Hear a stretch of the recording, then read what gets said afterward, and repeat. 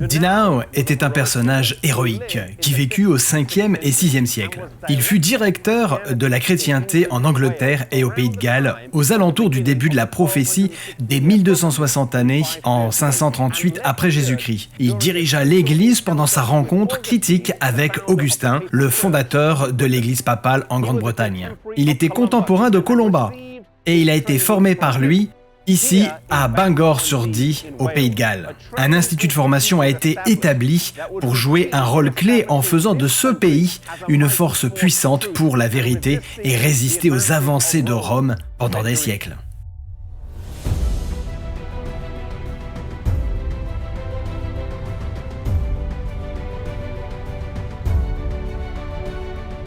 L'école, ici à Bangor, n'était pas un petit établissement de 20 ou 30 étudiants, mais aurait accueilli des centaines et parfois des milliers d'étudiants.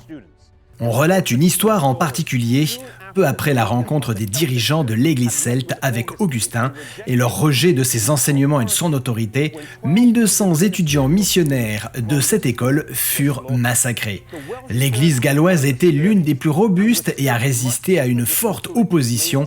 Ce fut celle qui maintint sa position le plus longtemps parmi les églises d'Angleterre, d'Écosse et du Pays de Galles. Elle était en désaccord avec Rome sur de nombreux points, mais la suprématie des évêques, le célibat et le sabbat en étaient trois des principales. Il y a de nombreuses preuves que le sabbat a prévalu au Pays de Galles de façon universelle jusqu'en 1115, lorsque le premier évêque de Rome fut établi à Saint-Davis. Même alors, les vieilles églises galloises qui observaient le sabbat ne fléchirent pas tout le genou devant Rome, mais se réfugièrent dans des cachettes où les ordonnances de l'Évangile ont été observées dans leur mode primitif sans être altérées jusqu'à ce jour par l'Église corrompue de Rome. Ainsi, au 6e et 7e siècle, nous voyons une église celte forte.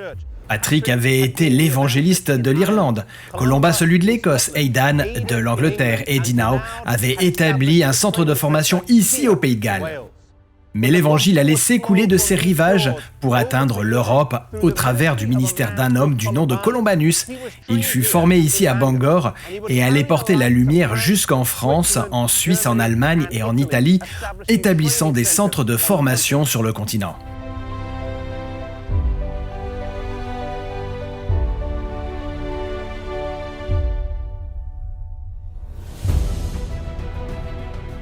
La première école qu'il fonda fut en France, à Luxeuil. Ici, avec 13 autres qui étaient venus avec lui, ces missionnaires celtes vivaient en lisant les Écritures et en les enseignant au peuple. Il n'était plus nécessaire que les jeunes du continent se rendent en Irlande, en Écosse ou au Pays de Galles afin d'y être formés. Mais ici même, en Europe, ils pouvaient recevoir une instruction du plus haut niveau. Bientôt, cette école devint trop petite et il en implanta une autre non loin de là. Puis encore une autre. Chacune n'était pas à plus d'une trentaine de kilomètres de l'autre. Plus tard, au cours de sa vie, il devait implanter d'autres écoles en Suisse et en Allemagne. Même lorsqu'il approcha de la fin de sa vie à 70 ans, il ne ralentit pas le rythme. Désormais établi en Italie où il fut joyeusement reçu, les points communs entre la foi de l'Église celte et celle des Vaudois ressortirent, alors qu'il tissait un lien fort avec les croyants là-bas. Refusant de jouir d'une retraite confortable, il demanda au roi un endroit où implanter un nouveau centre et la localité de Bobbio, avec son église en ruine, lui fut attribuée et il y établit une école et une bibliothèque.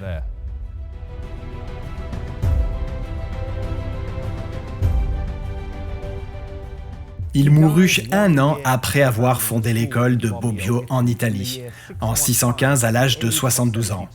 Il vécut une vie de foi, ayant appris l'Évangile ici au Pays de Galles, puis dédiant ensuite sa vie au déploiement de l'Évangile en terres étrangères, en fondant des instituts missionnaires partout en Europe.